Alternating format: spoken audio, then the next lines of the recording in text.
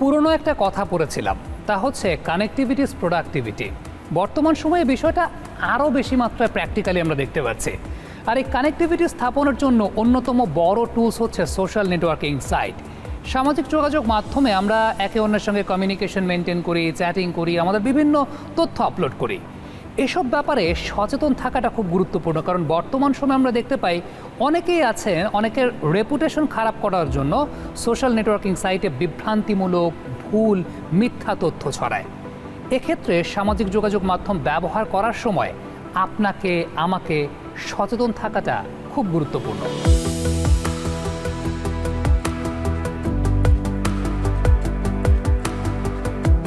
বাংলাদেশে যারাই social media users আছে, সোশ্যাল মিডিয়া বলতে কিন্তু বাংলাদেশে ম্যাস পিপল ফেসবুকই বোঝে।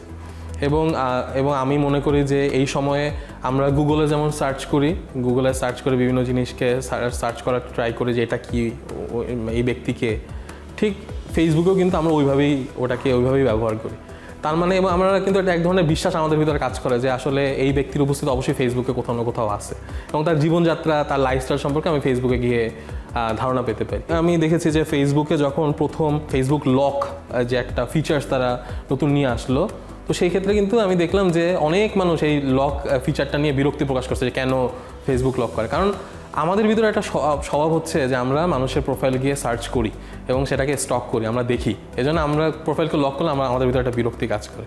তো ফেসবুক অ্যাওয়ারনেসের জায়গায় আমি বলবো যারা আমাদের তরুণরা রয়েছে তারা হচ্ছে আমি রেগুলার বেসিসে কি পোস্ট করছি, আমি রেগুলার বেসিসে কোন কোন গ্রুপে আসছি, আমি রেগুলার বেসিসে কোন ধরনের বিষয়ে লাইক, কমেন্ট, শেয়ার করছি। আমার আসলে অনেক সময় দেখা যায় যে ফেসবুকে আমরা হেট স্পিচ প্রচুর ছড়িয়ে ফেলি এবং আমরা অনেক সময় ভুল তথ্য হয়তো বা আবেগতাড়িত হয়ে আমি একটা ভুল তথ্যকে হচ্ছে ফেসবুকে ছড়িয়ে দিচ্ছি।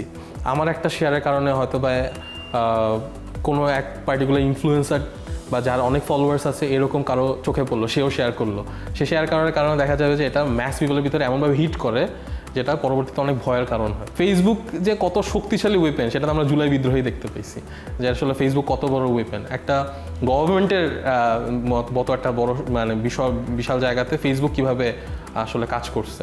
এবং আমাদের যারা উপদেষ্টা মণ্ডলীতে যারা রয়েছেন, আমি নিজেও যিনি উপদেষ্টা আসিফ মাহমুদ, নাহিদ ইসলাম, ওনাকে দেখতাম, ফলো করতাম যে ওনারা কি বলছেন। আমরা সবাই ওই সময়টার সাথে পরিচিত। সো ওই সময় আমরা কিন্তু ফেসবুকে অপেক্ষা করতাম। যে 71-এ আমরা দেখেছি যে রেডিওতে বসে সবাই অপেক্ষা করে, আমরা কিন্তু ফেসবুক অপেক্ষা করতাম। Facebook awareness is very important. আমাদের এই তরুণরা কী পোস্ট করছে, কী না করছে, এবং আমি আমার অবস্থানকে, আমি আমার পার্সোনালিটিকে কীভাবে ফেসবুকে পোর্ট্রে করছি, কীভাবে দেখাচ্ছি, এই সম্পর্কে সচেতন থাকা খুবই গুরুত্বপূর্ণ। আমাদের যেমন একটা বাস্তব জীবনে আমাদের যেমন একটা ব্যক্তিত্বের জায়গা আছে এবং আমাদের সেখানে একটা পার্সোনালিটি আছে যে আমরা সেটাকে পোর্ট্রে করি, একই সাথে অনলাইনের জায়গাতে আমাদের একটা পার্সোনালিটি, আমাদের একটা জীবন আছে এবং সেই জীবনকে আসলে আমরা কীভাবে অনলাইন স্পেসে পোর্ট্রে করছি, সেটাকে কীভাবে সিকিউর করছি, এই দায়িত্বটা আমাদের।